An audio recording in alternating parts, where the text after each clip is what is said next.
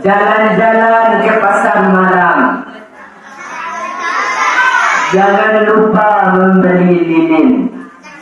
Kalau tidak semangat menjawab salam, nanti didoakan rambutnya seperti Upin dan Ipin. Assalamualaikum warahmatullahi wabarakatuh.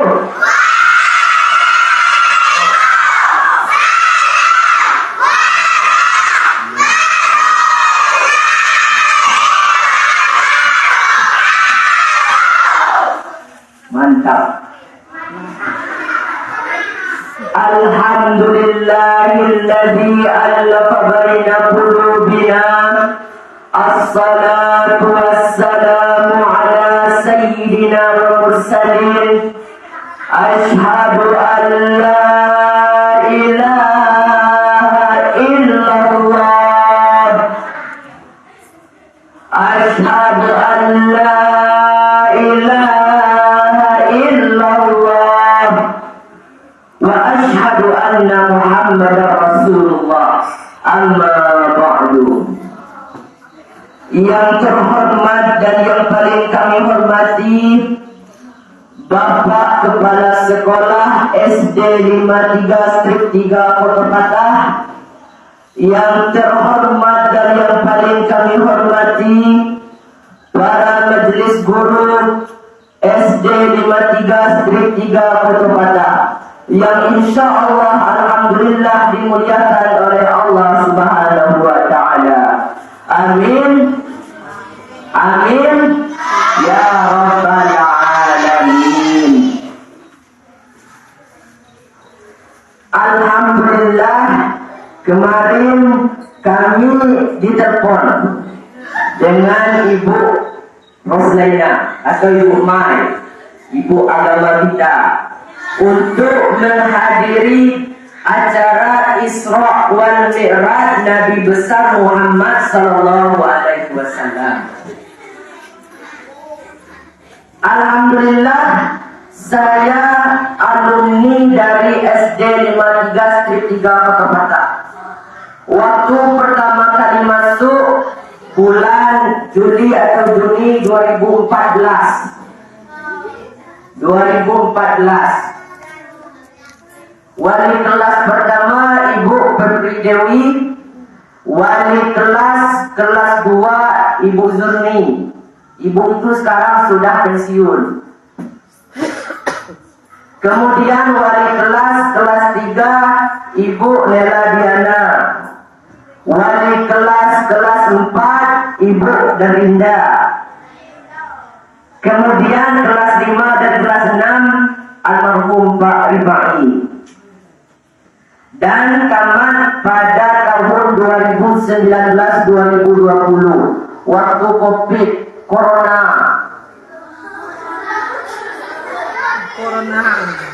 Alhamdulillah, pada hari ini kita memperingati hari Isra wal Mi'rajnya Nabi Muhammad sallallahu alaihi wasallam.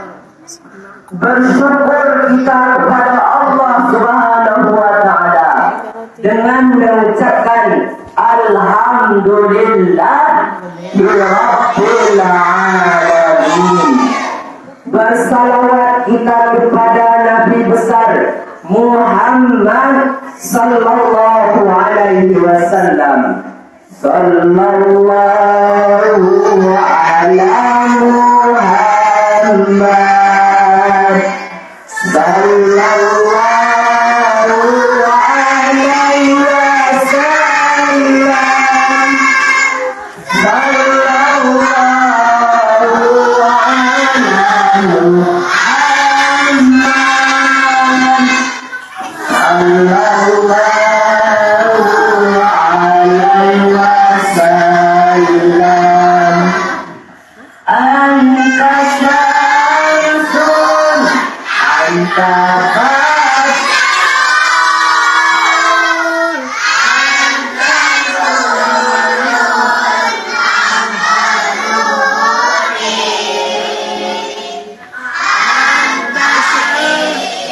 sirun wa qalib, anta misbahus suduri. Kata Nabi, orang yang paling pelit adalah orang yang mendengar salawat tetapi dia tidak mau bersalawat kepadaku. Mbok jadi haflat? Siapa mbok jadi haflat? Jadi mbok. Kalau dia jadi haflat, tidak mau menjadi orang yang pelit, ketika mendengar salawat, maka bersalawatlah kepada Nabi Muhammad. Ulang sekali lagi. Sallallahu alaihi Muhammad.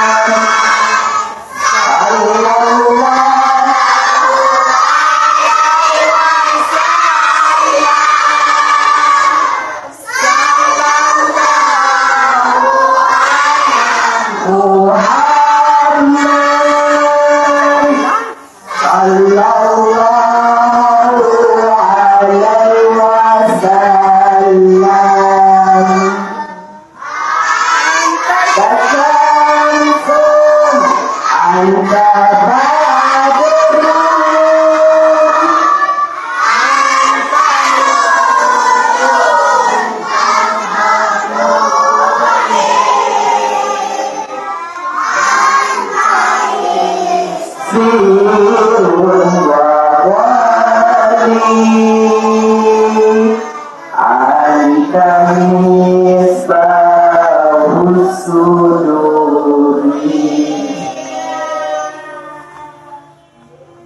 Alhamdulillah, pada hari ini kita memperingati hari Isra wal Mi'raj Nabi besar Muhammad sallallahu alaihi wasallam. Kenapa kita memperingati hari Isra Mi'raj? Basu sakito neta bio kita Isra Mi'raj bio. Alasannya karena kita adalah umat Nabi Muhammad. Alam ini di dalam kita semua adalah umat Nabi Muhammad. Dari umat Nabi Nuh. Tidak ada umat Nabi Musa di sini. Tidak ada umat Nabi Ibrahim di sini. Semuanya umat Nabi Muhammad. Dulu Nabi Musa hidup sekitar 3000 tahun sebelum Nabi Muhammad lahir. Tahu yang Nabi Musa? Oh. Nabi Musa hidup 3000 tahun sebelum Nabi Muhammad lahir. Nabi Musa bermunajat kepada Allah Subhanahu wa ta'ala. Nuia Nabi Musa, berdoa Nabi Musa. Apa doa Nabi Musa? Ya Allah, aku ini juga menjadi umat Nabi Muhammad. Nabi Musa mau menjadi umat Nabi Muhammad. Nabi Musa mau menjadi umat Nabi Muhammad. Padahal Nabi Musa hidup 3000 tahun sebelum Nabi Muhammad lahir. Kenapa? Karena umat Nabi Muhammad adalah umat yang terbaik. Umat yang terbaik. Mantap. Di dalam kita semua ini adalah umat Nabi Muhammad. Nabi Musa bermunajat kepada Allah, ingin menjadi umat Nabi Muhammad. Tapi kita selaku umat Nabi Muhammad, entah kita cinta atau tidak kepada Nabi Muhammad, yang kita pikirkan hanya dunia saja. Padahal Nabi Muhammad di akhirat besok, Nabi Muhammad mencari umatnya. Siapa umatnya? Kita lalu badannya. Kita semua adalah umat Nabi Muhammad. Di hari kiamat nanti akan muncul Nabi yang menjadi Nabi terakhir. Siapa? Nabi Isa alaihi salam. Nabi Isa. Nabi Isa belum meninggal, belum mati. Nabi Isa, dulu Nabi Isa difitnah. Ceritanya Nabi Isa dulu difitnah. Warga ingin menangkap Nabi Isa. Nabi Isa punya teman. Nama temannya Yudas Iskariot. Siapa namanya? Yudas Iskariot. Ketika Nabi Isa, warga ingin menangkap Nabi Isa, Yudas Iskariot berkhianat kepada Nabi Isa. Apa kata? Di mana Nabi Isa ada? Padahal Nabi Isa adalah teman Yudas Iskariot. Akhirnya Allah mengubah bentuk Yudas menjadi wajah Nabi Isa, mirip dengan Nabi Isa. Akhirnya Yudas yang ditangkap dan Nabi Isa diangkat oleh Allah ke langit. Kapan Nabi Isa turun? Ketika hari kiamat. Coba ini Tuhan. Kenapa Nabi Isa turun? Apa tujuan Nabi Isa turun ke bumi waktu kiamat? Yang pertama, tujuan Nabi Isa turun ke bumi menjelang kiamat adalah untuk meluruskan apa yang telah dibengkok oleh umat manusia. Itu apa kamu? Apa dengan lah rusak, apa dengan yang salah, maka dilurus oleh Nabi Isa. Itu tujuan Nabi Isa turun ke bumi. Tujuan yang kedua Nabi Isa turun ke bumi adalah untuk membunuh babi dan bahasa Indonesia dukun. Bahasa Indonesia ini dukun. Bahasa Kerinci atau bahasa Sunda juga. Dukun. Itu tujuan Nabi Isa turun untuk membunuh babi dan dukun juga. Tujuan Nabi Isa turun. Kenapa? Karena babi dan dukun itu makanan orang-orang Kristen, orang yang tidak beragama Islam. Itu ada bakin kawan kan? Juga babi, anjing. Itu yang dimakan. Padahal di dalam Islam babi, jukut, anjing dan sejenisnya haram, tidak boleh dimakan. Kemudian tujuan Nabi Isa turun yang ketiga dan yang terakhir untuk menghancurkan salib. Tahu salib? Yang ada di gereja, salib. Jadi tempat ibadah orang-orang Kristen dihancur, dimusnahkan oleh Nabi Isa. Tertinggal apa? Hanya tertinggal orang-orang yang beriman kepada Allah di hari kiamat, insya-Allah. Nabi Muhammad adalah Nabi yang tidak pernah memanggil nama ayah. Nabi Muhammad tidak pernah melihat ayah. Karena kenapa? Nabi Muhammad ketika lahir, ketika masih di dalam kandungan, ayahnya sudah meninggal dunia. Jadi aja Nabi Muhammad itu menyebut nama ayah. Kalau ikut alanya nyebut ayah mana? Apa? Ayah. Apa ayah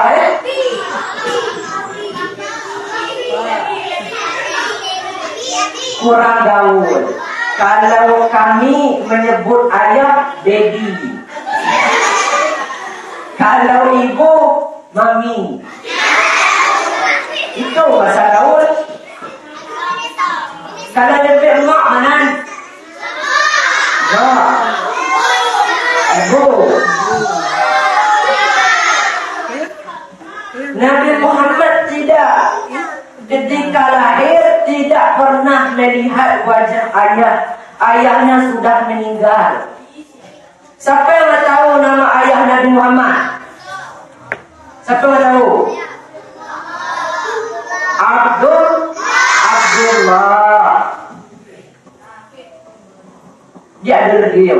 Abdullah nama ayahnya, Aminah ibundanya, Abdul Muthalib kakeknya, Abu Thalib pamannya, istri setia, putri tercinta, sang mulia.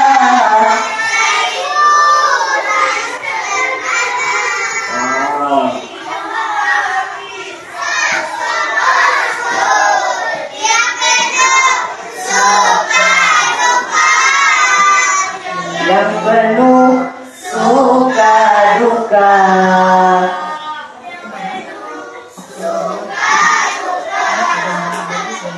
Mantap. Nabi Muhammad tidak pernah melihat sosok ayahnya. Kita memperingati hari Isra wal Mi'raj ini ada hikmahnya. Apa hikmahnya? Yang pertama, kita memperingati Isra Mi'raj karena kita mengakui bahwa kita adalah umat Nabi Muhammad. Yang kedua, kecintaan kita terhadap Nabi Muhammad sallallahu alaihi wasallam. Dulu diceritakan, mau dengar cerita? Diceritakan di sebuah kitab pada hari kiamat, malaikat, siapa yang tahu nama malaikat yang meniup terompet sangkakala? Israfil. Jadi malaikat yang meniup terompet sangkakala adalah malaikat Israfil. Kapan meniup terompet sangkakala? Waktu hari kiamat telah tiba. Ketika ditiup terompet sangkakala yang pertama, seluruh alam semesta ini hancur. Hancur lalu. Rata dengan tanah. Di dalam Al-Quran dikatakan bahwa nanti gunung-gunung bertumburan, langit-langit hancur. Di dalam Al-Quran, ratu lalu kata, semua umat, semua manusia mati. Presiden mati, Ganjar mati,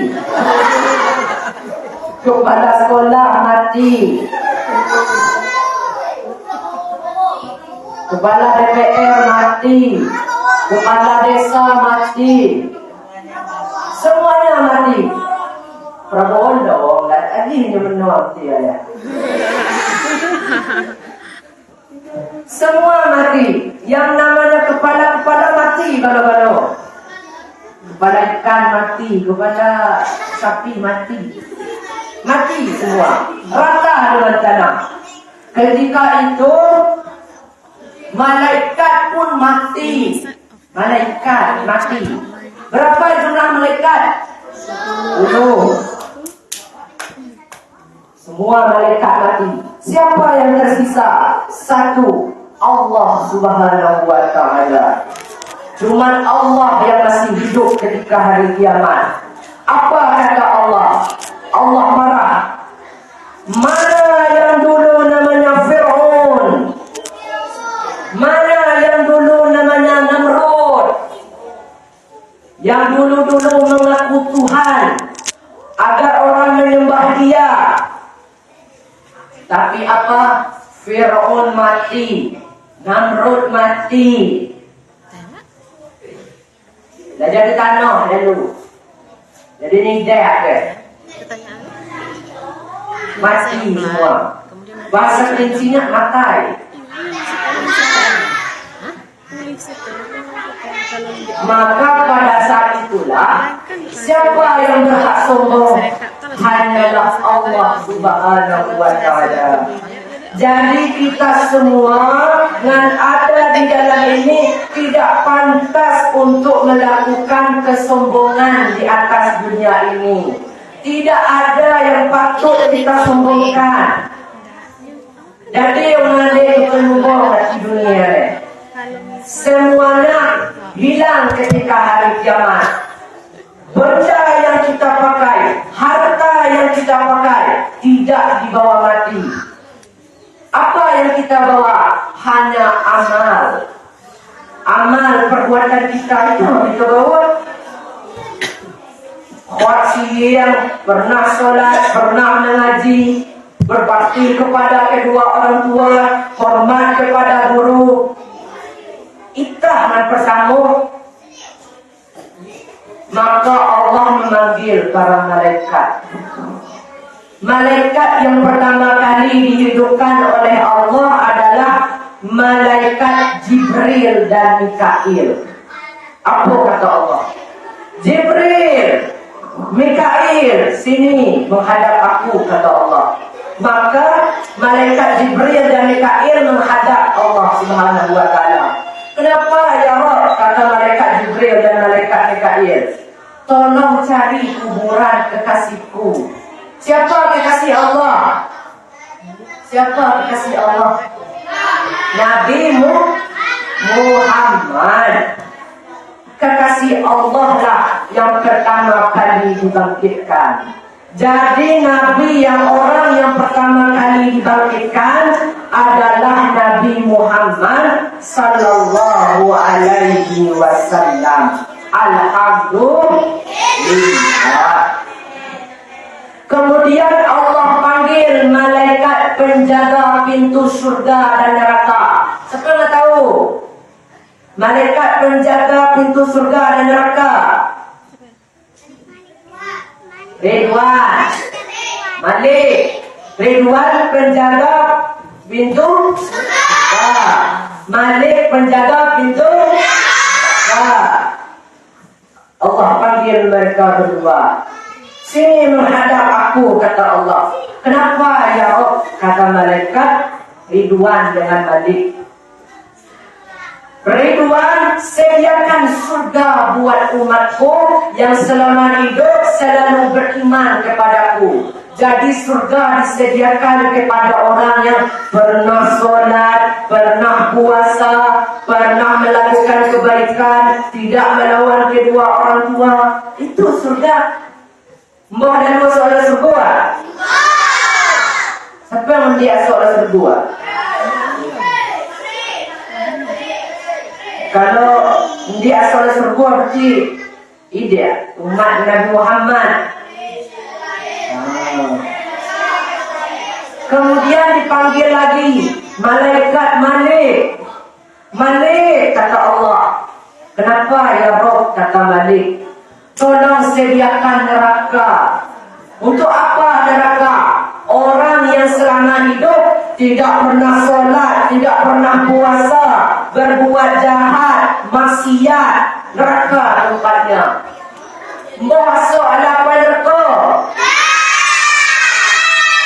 Maka kalau tidak ingin masuk ke dalam api neraka, berbakti kepada kedua orang tua, solat, puasa, hormati guru. Kalau tidak ingin masuk ke dalam api neraka, Sampai pagi tadi, siapa pagi tadi yang sudah sholat subuh angkat tangan? Yang sudah ada sholat subuh, ada sholat subuh pagi ada. Jujur. Orang ada dua angkat tangan dan pagi tadi yang sholat subuh.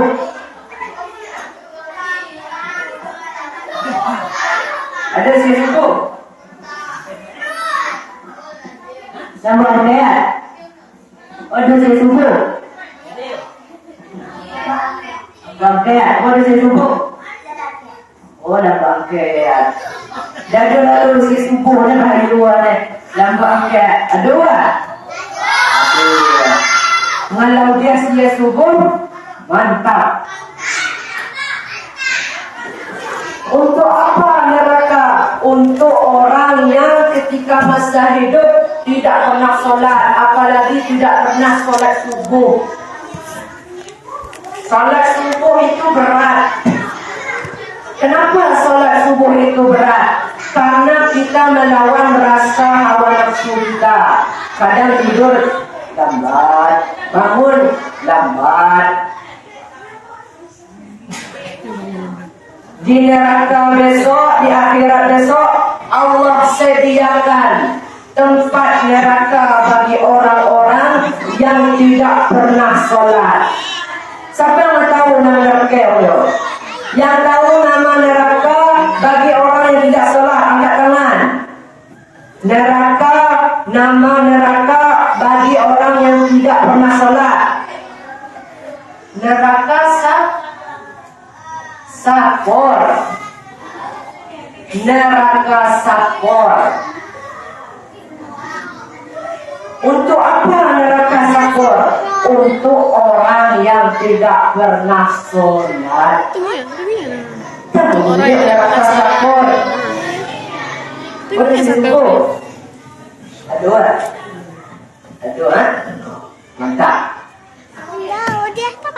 Di neraka Sakar, bagi orang yang tidak sholat subuh, terdapat ular yang berbisa.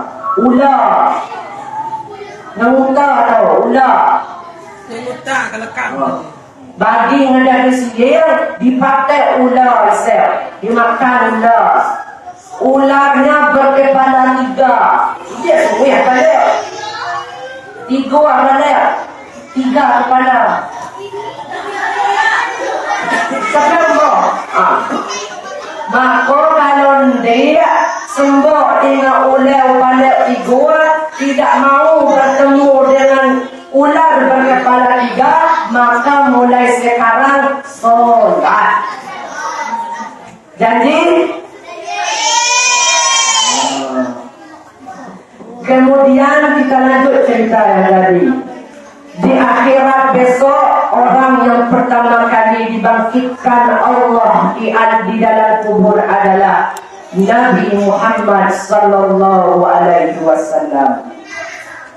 Ketika bangun dari kubur, Nabi Muhammad bingung. Kenapa bingung? Apa yang pertama kali ditanya oleh Nabi Muhammad? Ya wahai malaikat Jibril, kata Nabi Muhammad, di mana umatku, kata Nabi Muhammad.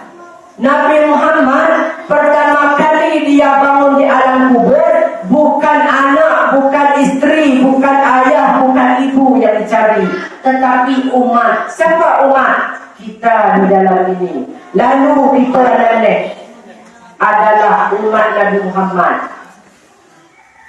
Payah Nabi Muhammad mencari kita di akhirat besok. Apa kata malaikat Jibril? Wahai Muhammad, naiklah ke atas surga, kata Nabi Muhammad. Maka di dalam surga Nabi Muhammad gelisah. Nabi Muhammad gelisah di dalam surga. Kenapa Nabi Muhammad gelisah? Karena di dalam surga beliau sendiri, tidak ada kawan. Maka apa kata Allah? Wahai Muhammad, apa yang engkau mau, kata Allah. Nabi Muhammad menjawab, aku mau bertemu dengan umatku. Siapa umatnya? Itu dari luar negeri. Alhamdulillah. Jadi Nabi Muhammad adalah orang yang susah berkeliling di akhirat untuk mencari umatnya. Nabi Muhammad yang sibuk itu sibuk. Maka bagaimana cara kita bisa mendapat pertolongan dari Allah? Pertolongan dari Nabi Muhammad. Nabi Muhammad sudah berjanji, orang yang mendapat syafaat, orang yang mendapat pertolongan dari aku, kata Nabi Muhammad, adalah orang yang selama hidup senantiasa bersalawat kepadaku.